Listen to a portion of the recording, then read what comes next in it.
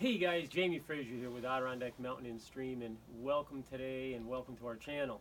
In today's video, I really just want to briefly go over with you, you're doing a spring outing here in the Adirondacks, mostly like a hike.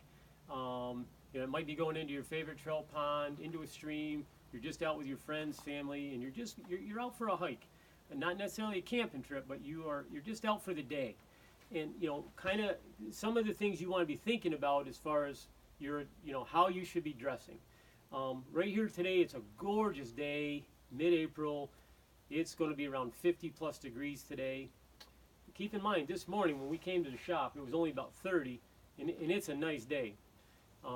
If it was going to be raining by this afternoon, 50 degrees and rain here in the Adirondacks, depending on your elevation, and a little cooler, you could get mixed. You could have snow and everything. So how you dress and everything, if you're going to be doing a bunch of outdoor stuff, is just going to make you more comfortable and you more apt to do stuff versus being uncomfortable. If you're uncomfortable, you're going to talk yourself maybe out of going next time. So if you really want to do, it's real important to have some of your proper gear, and then you're going to be more apt to do some of these outings. Probably one of the most important things, or right off the top, on the top of my list, is going to be your rain gear. And I would suggest that you can go super inexpensive and you can go on the high end. Depending on your budget, don't skip on your rain gear. Rain gear is real important in my opinion. You want to buy a real good shell, have some decent pants, and they can just be a lifesaver in my opinion, as far as obviously keeping water off you, but breaking the wind, the snow, all these things. And you want to have your rain gear. I almost don't do anything. I don't care what time of year it is without that garment. After that, in my opinion, the secret, especially if you're going to be mobile, is a layering system. And you're going to have to work with it a little bit to figure out what really works for you. Some people are a little bit more comfortable, say, wearing lots of fleece or a little bit of wool or whatever. You got to play with what works for you. You know your body and how comfortable and uncomfortable. But that being said, you still got to do it properly. I've seen some awful big guys get all wet and cold. Doesn't matter. You know what I mean? You got to have a system. But fleece, it's a given. In this day and age, there's lots of different fleece out there. Fleece shirts, fleece pullovers, vests. You got to come up with a little system that works for you. And even here in the spring, I still like some of my wool stuff, whether it's a lightweight shirt, light pants, vest. I may have some of that with me still, even right in the spring. The undergarment, you're definitely going to want different synthetics. I love zip-up tops. I feel like I can ventilate good. Sometimes I'll wear two of them, one real lightweight and then a little heavier one.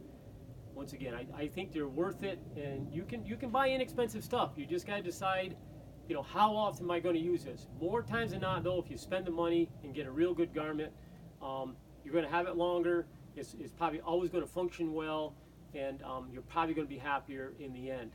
Another thing you never want to overlook is either down or synthetics. And there's so many different variables in the weights and stuff you can get now.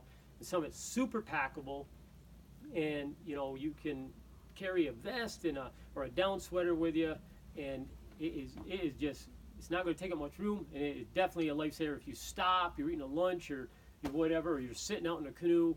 You get and you can put your rain gear over top of that, and you can be quite comfortable. Another thing you want to consider is your hat and gloves. You can get some real lightweight gloves, synthetic type stuff, and a fleece or some kind of hat like that. You still want to have those items with you. Your pants, I think you're crazy. There's so many of the real nice quick dry stuff out there now. To not have that stuff, it just don't make sense if you're going to do a lot of outdoor stuff. You'll get yourself a pair or two of these quick dry type pants. A lot of them have different cargo pockets, and you can put stuff in them. They're not super warm, so you're going to still want, if it's a cold day, wear a pair of long johns or something underneath. But that stuff just works great. Good wool socks, can't go wrong. It's a given. Your boots, kind of gauge on what you're doing. If it's a lot of hiking and stuff, you may need a good leather boot that day. If you're going into a trout pond and it's just kind of a real ugly trail and muddy and everything, you may be fine with your rubber boot that day. You got to gauge a little bit. These are just ideas. We'll go into boots and stuff like that more in another video. Obviously, on a day like this, you want to have a good pack, so you can take your layers on and off. Once again, in some other videos, we'll discuss ideas and stuff that you want to consider having in your pack and various different types of packs. Guys, if you're enjoying some of these kind of videos and enjoy this video, please hit the like button, subscribe, and we'll catch you in the next time. Thanks for viewing.